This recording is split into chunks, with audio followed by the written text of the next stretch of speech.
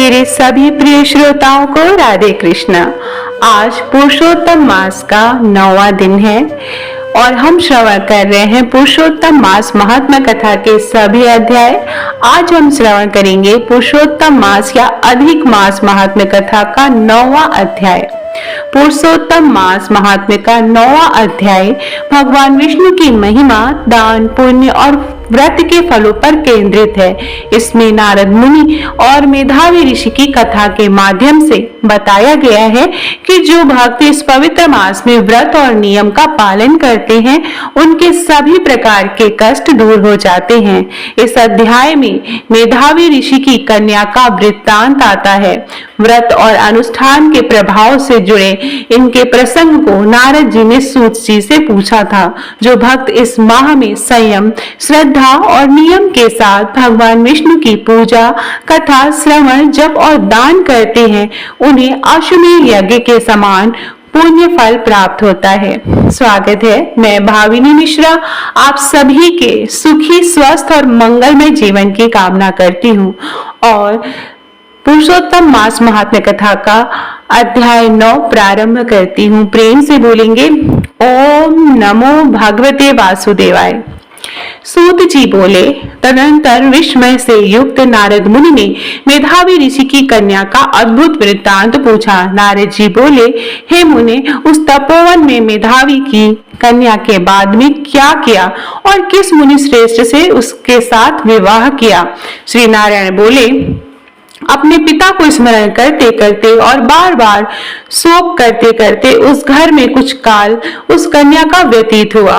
युद्ध से भ्रष्ट हुई हरिणी की तरह घबराई, शून्य घर में रहने वाली, दुख रूप अग्नि से उठी हुई, भाप द्वारा बहते हुए अश्रुनेत्र वाली, जलते हुए हथकमल वाली, दुख से प्रतिक्षण गर्म श्वास लेने वाली, अति दीना घिरी हुई सर्पिणी की तरह अपने घर में सरुद्ध और दुख को सोचती और दुख से मुक्त होने के उपाय को न देखती हुई उस क्रीडोधरी को उसके शुभ भविष्य की प्रेरणा से सांत्वना देने के लिए उस वन में अपनी इच्छा से ही पर क्रोधी, जिनको देखने से ही इंद्र भयभीत होते हैं, ऐसे जटा से व्याप्त साक्षात शंकर के समान भगवान दुर्वासा ऋषि आए।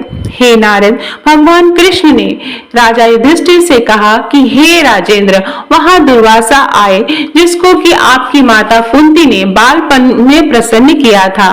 तब उस सुपूजित महर्षि ने देवताओं को आकर्षण करने वाली विद्या उन्हें दी और हे भूपाल, जिन्होंने सब देवताओं से नमस्कार किए जाने वाले मुझको भी रुक्मिणी के साथ रथ में बैलों की तरह जोता। दुर्वासा को बैठा कर रथ खींचते हुए जब हम दोनों मार्ग चलने लगे तब चलते चलते मार्ग में अति तीव्र प्यास से सूख गए थे। तालु और ओष्ठ जिस रुक्मिणी से ऐसी जल चाहने वाली रुक्मिणी ने जब मुझे सूचित किया तब कंधे पर रथ की जोत को रखे हुए चलते चलते ही पांव के अग्रभाग से पृथ्वी को दबाकर रुक्मिणी के प्रेम के वशीभूत मैंने भोगवती नाम की नदी को उत्पन्न किया। तब वही भोगवती ऊपर से बहने लगी। अनंतर उसी के जल से हे महाराज रुक्मिणी की प्यास को मैंने बुझाया।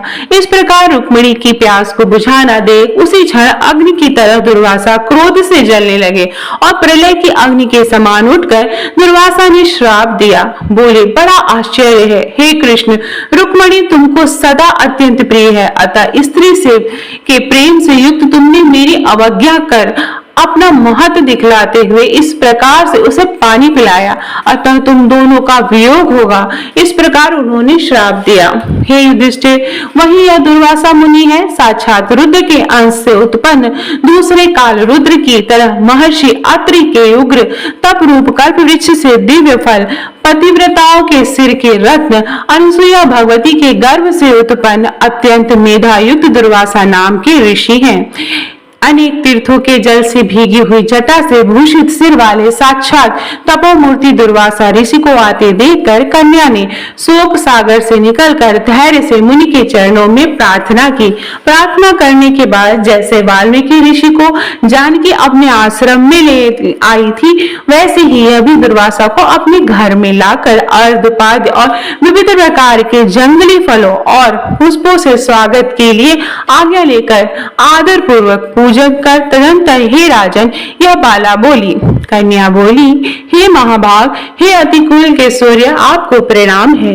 हे साधु, मेरी अभाग्या के घर में आज आपका शुभागमन कैसे हुआ? हे मुनि, आपने आगमन से आज मेरा भाग्योदय हुआ है, अथवा मेरे पिता के पुण्य के प्रवाह से प्रेरित मुझे सांत्वना देने के लिए आप मुनि सत्सम आए हैं। आप जैसे महात्माओं के पांव की धूल जो है वह तीर्थ रूप है। उस धूल का स्पर्श करने वाली मैं अपना जन्म आज सफल कर सकती हूँ। आज मेरा व्रत भी सफल है। आप जैसे पुण्यात्मा के जो मुझे आज दर्शन हुए हैं, अतः आज मेरा उत्पन्न होना और मेरा पुण्य सफल है। ऐसा कहकर वह कन्या दुर्वासा के सामने चुपचाप खड़ी हो गई। तब भगवान शंकर के अंश में उत्पन्न दुर्वासा मुनि मंद हास्य युक्त बोले। दुर्वासा बोले, हे द्विजित्सुते, तू बड़ी अच्छी है। तूने अपने पिता के कुल को तार दिया है। यह मेधावी ऋषि के तप का फल है जो उन्हें तेरी जैसी कन्या उत्पन्न हुई। तेरी धर्म में तत्परता जान कैलाश से मैं यहाँ आया हूँ और तेरे घर आकर तेरे द्वारा मेरा पूजन हुआ। हे वारोहे, मैं शीघ्र ही बद्री का श्रम में मुनीश्वर सनातन नारायण देव के दर्शन के लिए जाऊंगा, जो प्राणियों के हित के लिए अत्यंत उग्र तप कर रहे हैं। कन्या बोली, हे ऋषि, आपके दर्शन से ही मेरा शोक समुद्र सूख गया। अब इसके बाद मेरा भविष्य उज्जवल है, क्योंकि आपने मुझे सांत्वना दी। हे मुनि, मेरी उस प्रादुर्भूत बड़ी भारी ज्वाला युक्त दुख रूपी अग्नि को क्या आप नहीं जानते हैं? हे दया सिंधे, हे शंकर, उस दुखाग्नि को शांत कीजिए। मेरे विचार से हर्ष का कारण मुझे कुछ भी दिखाई नहीं देता। न मुझे माता है, न पिता, न तो भाई है जो धैर्य प्रदान करता। अतः दुख समुद्र से पीड़ित मैं कैसे जीवित रह सकती हूँ? जिस दिशा में मैं देखती हूँ वह दिशा मुझे शून्य सी प्रतीत होती है। इसलिए हे तपोनिधि, मेरे दुख का निस्तार आप शीघ्र करें। मेरे साथ विवाह करने के लिए कोई भी तैयार नहीं है। इस समय मेरा विवाह न हुआ तो मैं फिर वृषणीशुदा हो जाऊंगी। यह मुझे बड़ा भय है। इसी भय से न मुझे निद्रा आती है और न भोजन में मेरी रुचि होती है। हे ब्राह्मण, आप मैं शीघ्र ही मरने वाली हूँ, यह मेरा इस समय निश्चय है। ऐसा कहकर आंसू बहाती हुई कन्या दुर्वासा ऋषि के सामने चुप हो गई। तब दुर्वासा कन्या के दुख दूर करने का उपाय सोचने लगे। श्री नारायण बोले, इस प्रकार मुनि कन्या के वचन सुनकर और इसका अभिप्राय समझकर बड़े क्रोधी मुनिराज दुर्वासा ने उस कन्या का कुछ हित विचार पूर्ण कृपा से उसे देखकर सारभूत उपाय बतलाया। इसका जो उन्होंने उपाय बताया वह हम अगले अध्याय में श्रवण करेंगे। अध्याय 10 में इत्र श्री बृहस् नारदीय पुरुषोत्तम महात्मने नवो अध्याय समाप्तम। इस प्रकार पुरुषोत्तम मास महात्म कथा का अध्याय 9 समाप्त होता है। आगे की कथा हम अगले अध्याय में श्रवण करेंगे। प्रेम से बोलेंगे ओम नमो भगवते वासुदेवाय। अगर आपने कथा श्रवण की हो तो कमेंट बॉक्स में राधे कृष्ण अवश्य लिखिएगा। अपने परिवार और दोस्तों और दूसरे ग्रुप्स में आप इस वीडियो को जरूर शेयर करिएगा। बहुत बहुत धन्यवाद ये वीडियो देखने और सुनने के लिए।